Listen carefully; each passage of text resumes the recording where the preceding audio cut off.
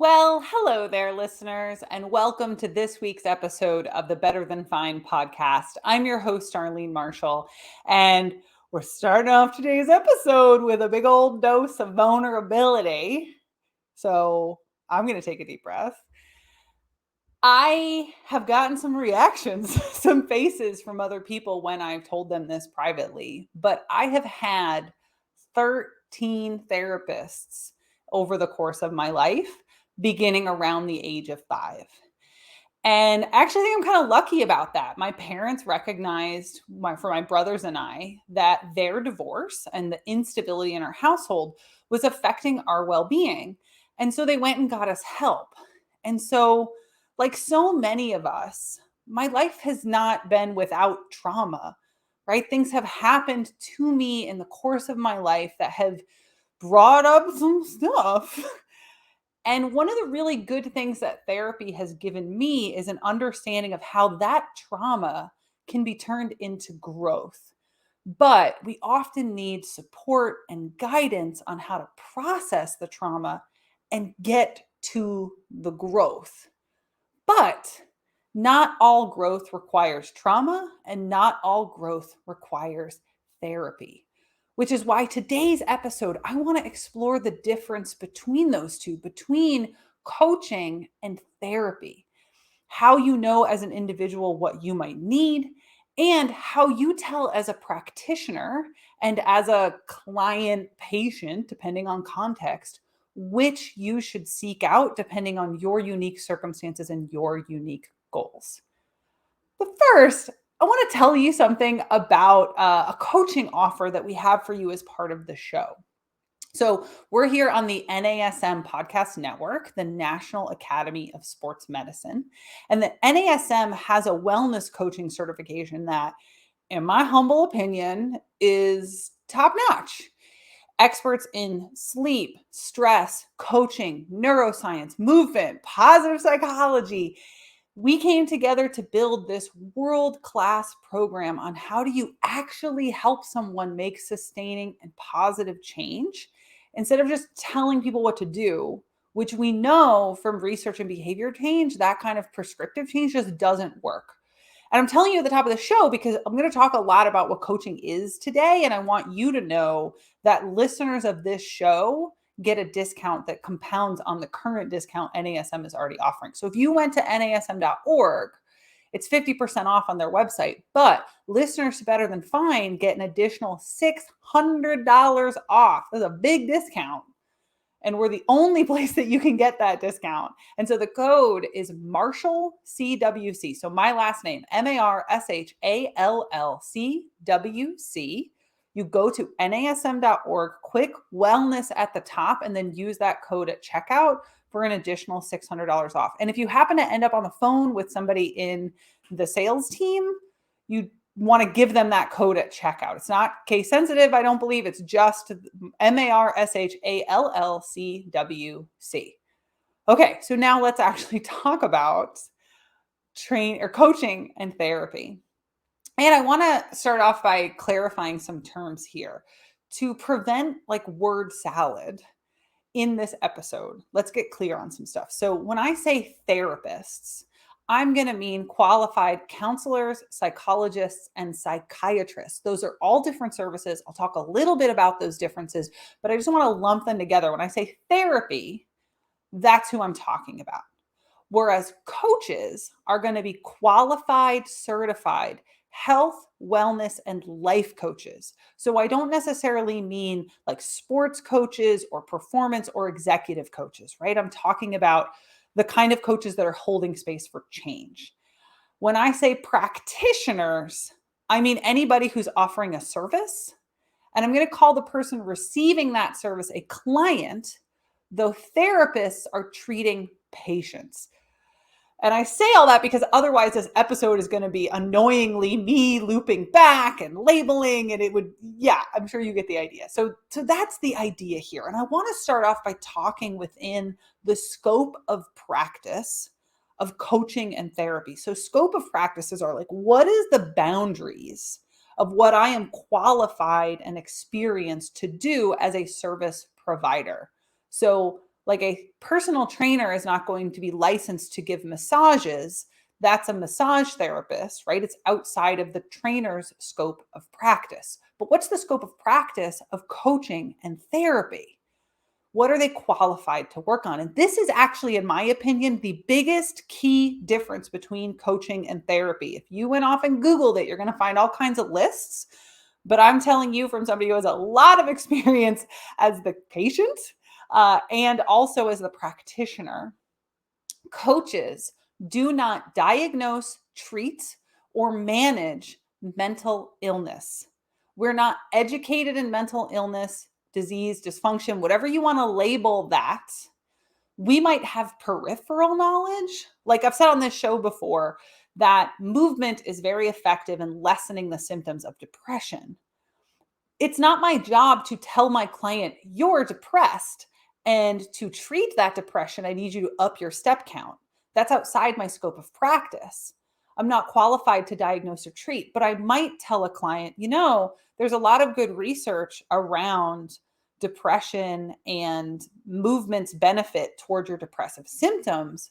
Would you consider getting more movement in your day to benefit your mental health? Because you said that you want to feel better, right? I'm not telling them you're depressed. They're telling me, my therapist says I have depression, right? So there's a big important line there around what I'm qualified to do. Coaches are not medical or healthcare professionals. Therapists, psychiatrists, like that clump that I defined earlier, they are. So when we're talking about dealing with stress, processing burnout, overwhelm, depression, integrating trauma, those are all in the therapy scope of practice and outside the scope of practice of coaching. Therapists will also often work with clients longer because they're involved in the treatment, the ongoing treatment of mental health challenges. Not always. Sometimes that treatment can be really acute. So let's take grief for an example. So when I was 23, I was diagnosed with Ehlers-Danlos syndrome. It's a genetic disorder, and my prognosis at the time was really poor. I went into a significant grief-driven depression around accepting my illness. And I worked with a grief counselor for a few months to come to terms with what it would mean to live in a body that was always going to be different than the people around me.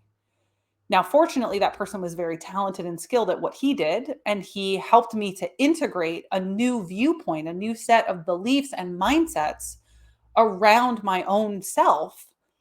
But it was through his acute work, this very short-term relationship, that allowed me to access those things. Now, coaches typically, and I say typically really stressed here because it's not hard and fast rules at this point, right? Once we get outside of the scope of practice conversation, there's a lot of nuance. So coaches typically work with their clients on specific goals or outcomes or areas of their life that they want to explore and change. So once that client gets unstuck or they learn the skills to work for themselves, they will work together with that coach less and less frequently or pause or resolve their work. So that can depend on the goal and its scope. Coaching might be shorter term, or it could be really long term. I've certainly had clients that were working on their wellness, were starting from a place that they know that they're not anywhere near where they want to be. So we're reworking their sleep, their diet, their movement habits, their mindset, their relationship with themselves and their wellness. And that might take, in some cases, years. But we are honest up front about what our goals are. And so it's okay. We're iteratively working together. So you're listening to the Better Than Fine podcast. I'm your host, Darlene Marshall. And today's episode, we're exploring coaching or therapy. So along the lines of scope of practice is the question of regulation and ethics. So this is the other really big pillar in the difference between coaching and therapy, right? So therapists, that whole clump that I labeled before, have a scope of practice that allows them to diagnose and treat and help people with their mental health. So you can't call yourself a therapist without a license. And there are ethical standards around licensure, right? You have more education, more time involved. You have mentorship. You have a whole track to allow you to get licensed, and that is governed by each state. But anyone could call themselves a coach, right? Literally right now, you listening to the sound of my voice without education, you could go on your Instagram, decide that you're a coach, label yourself a coach, boom, the internet now thinks you're a coach. You could also take like a 2-day course and say, "Ooh, I'm trained as a coach." And there is no ethical board or governing body or government regulation that says you can't do that as a coach, or, oh, no, no, no, that person's not qualified. They can't use that word anymore. But anyone in the therapeutic practices has that requirement ethically and for licensure.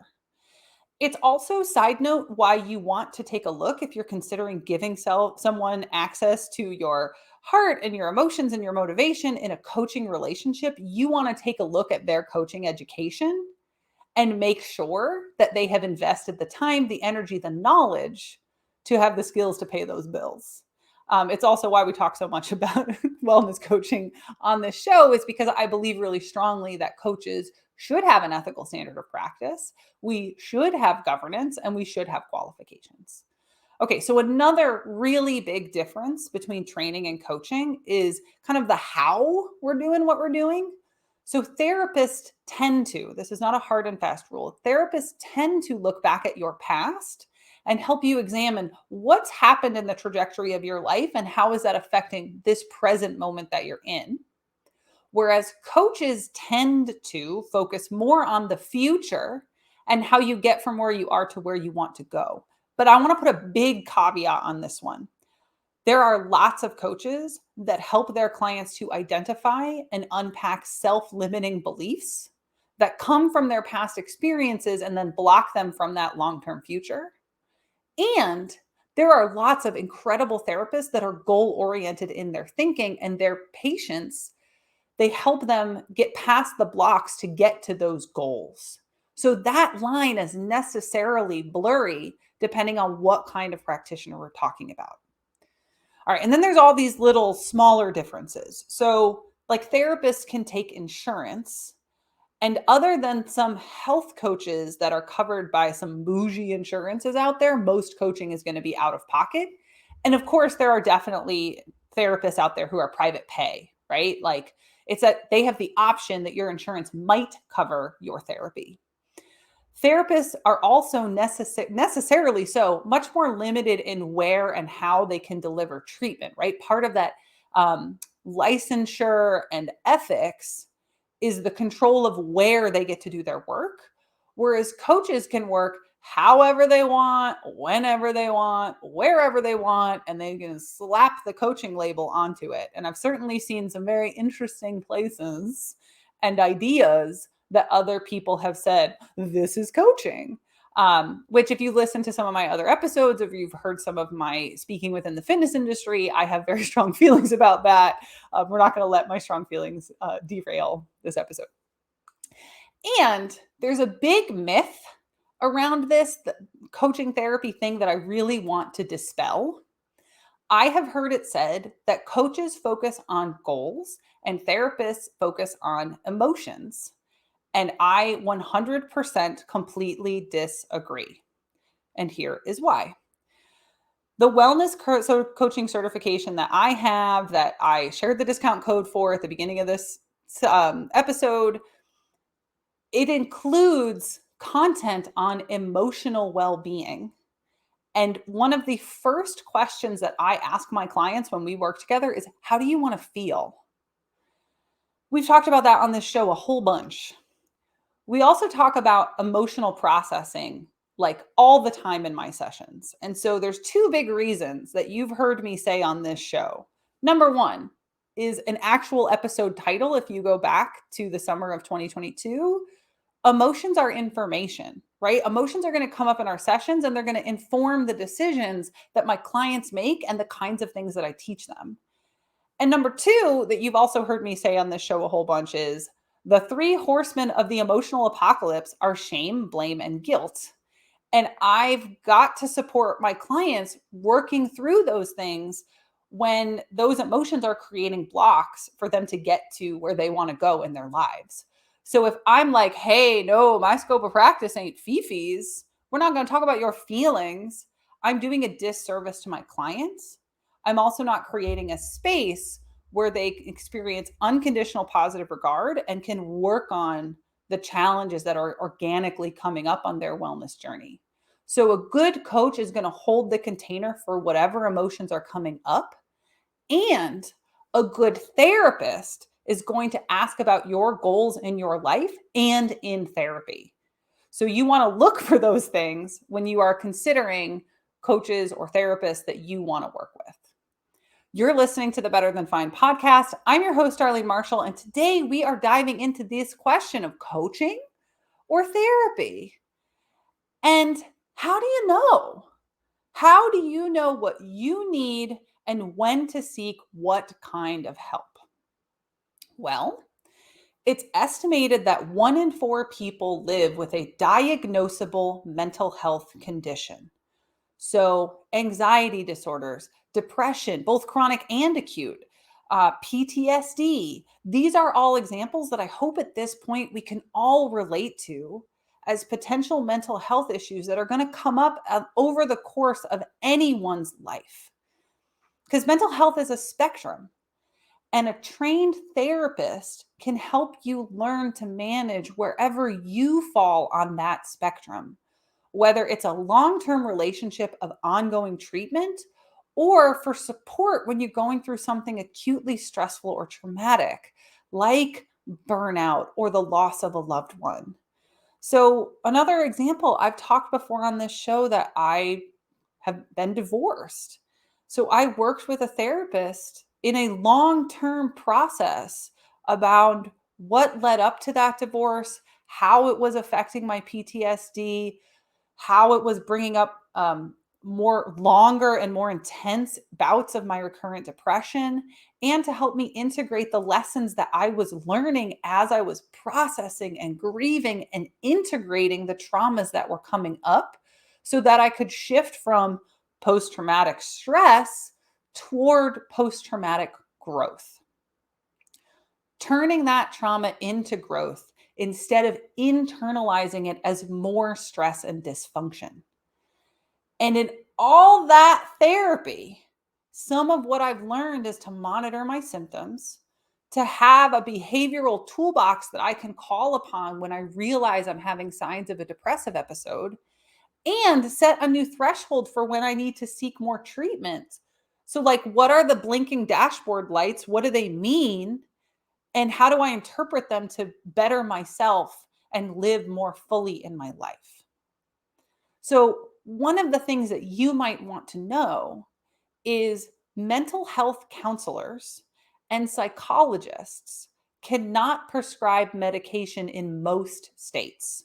So, if you are seeking medication for a diagnosable long term mental health condition, you're going to want to find a psychiatrist because it's a psychiatrist's job to prescribe medication. So that's when you want to think about working with a therapist. But what about a coach? And what kind of coach? Well, coaching can be great for a few things. So let's dive in. Obviously, I'm passionate about coaching. If you have goals that you want to strive for, but you're really not sure how to get there, or you know that you need support in figuring that roadmap out, that's when you're going to want to seek out a coach related to those specific goals. So another example from my own life, the first time that I was going to be like speaking on a big stage at a conference, the first time that I was going to be using a teleprompter, talk about stress. I sought out a good friend of mine that is a public speaking and executive coach to work with me on the specific goals around those skill sets to make sure that when the day showed up, I was rocking and rolling and ready. I'm glad to say they're exceptional at their job. Shout out Ellie, woo, Ellie Hearn. And also able to show up and do it because of the support of this very skilled and talented coach. So the second one would be if you've got lifestyle stuff that you know you want to work on and you're not sure where to start, or you're not sure how to work through what you're doing that's not working. Maybe you know your personal habits aren't great and you don't take care of yourself the way that you want to. You might be picking up on the vibes here, but a wellness coach could be a rock star in giving you a holistic view of your lifestyle and helping you approach your day around nutrition, movement, sleep, mindset, emotional practice, like all of that wellness stuff that you might be overwhelmed hearing out in the world. Learning how to weave that into a life, a coach can be incredibly supportive with that. And if you feel like you're not living up to your potential, but you're not really clear about how or why you'd step into that, again, a wellness coach or a life coach could be really helpful in those instances. So, to add another layer to this conversation about like, how do you know when you need a coach? Back in December of 2021, Adam Grant wrote an article for the New York Times that was titled, "There's a name for the blah that you're feeling. It's called languishing." End title. So, languishing is when you're having a mental health challenge, right? Excuse me, let me try that sentence again. Languishing is when you're not having a mental health problem, like you're not depressed or anxious or in trauma, but you're not thriving or motivated or happy either. You're kind of in the gray static between those extremes. So you feel stagnant, you feel bored. It's the absence of the negative without the presence of the positive. And languishing is where a wellness coach with an education in positive psychology could be massively helpful, because they're going to ask you targeted questions so that you can explore what's actually going on with you, what's going to help you feel better in the long run. And what both therapists and coaches do is hold the space for you to look at yourself, to look at your behavior and your life, and to build lasting change. Both are non-judgmental, both are supportive. Both type of careers develop their own specialties and areas of expertise to help. So there is both a coach and a therapist out there that specializes in you and your unique life details and circumstances and what you want for yourself. You're listening to the Better Than Fine podcast. I'm Darlene Marshall, and we are looking at this question of coaching or therapy. And the last thing that I want to cover is how you manage this line as a coach in a coaching relationship, because therapists are taught how to handle these kind of conversations around scope of practice and next step. But as trainers, we're often told, or excuse me, as coaches and trainers, heck, as trainers too, we're often told, okay, this is your scope of practice. But we're not really taught how to have the conversation with our clients when we're up against the edge of our scope of practice. So it's not uncommon for me to work with clients who have experienced trauma related to fitness or wellness or medical trauma, or they're diagnosed with mental health considerations. So I don't just turn those clients away. They still can benefit from my help. But during my consultations and intakes, it's common for me to ask potential clients, are you working with a therapist? When I ask if they've worked with other coaches or trainers before. So when I'm getting my history, it's a standard question. I don't treat it like it's special or weird or different, because I know for some people therapy is uncomfortable, but as a coach, I set the tone for safety and comfort for my clients. So regardless of their answer, that's the opportunity for me to level set with them and to tell them my scope of practice. So it'll sound something like this. I'm not a therapist, so my job is not to diagnose or treat any mental health conditions. And it is possible in our work together that it could bring up some difficult stuff. And there may come a point where we reach a line that I'm not qualified to support what's coming up. So if we get there, I'll tell you. But you also have a say. If things are coming up that are negatively affecting you outside of our sessions, I'd like to know that. And that might mean that it's time for us to get someone else involved for your mental health. That doesn't mean that we have to stop. We'll continue our work together while you work with them around whatever's coming up. Okay, so it sounds something like that. And that way it lets them know upfront, like, hey, I'm not going to fire you as a client if this happens.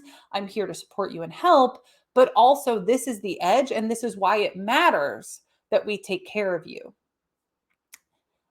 If the client already has a therapist and something like that comes up, I'll ask, have you talked to your therapist about this? And if they say no, I will request, could you please talk to your therapist about this? This is one of those times. Very, very, very rarely, I have a client where something like this comes up and they refuse to go to therapy. It's rare partly because of the type of client that I agree to work with. And if I have a good relationship with the client, we'll look at why they're hesitating about therapy, what the resistance is, and how it's going to affect their progress. But for me as a practitioner, that becomes a blinking dashboard light. There's a sign there that's either a trust issue, right? Like the client doesn't trust and respect my opinion around the importance of their mental health, or it's a codependency issue, right? They've become codependent on me, and that's not very healthy. That's concerning. Or there's something else going on. And an example of something else might be an access issue. So this happened a few times during the pandemic. The clients that I was saying, like, hey, mental health blinking dashboard lights, and they're going, oh, yeah, they couldn't find practitioners when they needed them due to the flood of need caused by the pandemic. And so when something like that happens, I'll do my best to support them while staying within my scope of practice and also help to find them someone to work with through my own network, which just illustrates the value of why, as a practitioner, we want to keep cultivating our own networks. But at the end of the day, coaches aren't therapists. We aren't trying to be therapists and shouldn't. It would be dangerous for us to pretend to be therapists. And it doesn't serve our mission. It doesn't serve our clients. And while I have certainly have clients say to me over the years, wow, this was more helpful than therapy. What I can see that maybe they can't see is the way that therapy that they did before got them ready for the future that they started building with me. The therapy set the groundwork that allowed us through coaching to accelerate them to get them where they wanted to go. So it's not that coaching is better than therapy. It's that therapy did its job and now they're able to step into something else, which of course I'm always proud of. So coaches, therapists, we both have value, but we want to stay within our scope of practice so that we're serving our clients within our mission to the best of our abilities. Hopefully this episode has been helpful to you in your abilities. And of course, I would love to hear your feedback. So you could email me. It's info@darlene.coach. I'm on Instagram. That's also darlene.coach. You can find me on LinkedIn. And I've also started a Substack, which is coachdar.substack.com. And there you will find practices and resource information related to the episode's information. Each week, we're adding to that database, that reference material to help you carry the lessons from Better Than Fine into your life. Of course, if you're a fan of the show, I hope that you will subscribe wherever you are listening, write a review because that helps us to build the audience from the show. And if you do happen to share on any social media platform, please tag me and reach out so that we can keep that love going. Thank you so much to the fans of the show, and be well. We'll see you next week.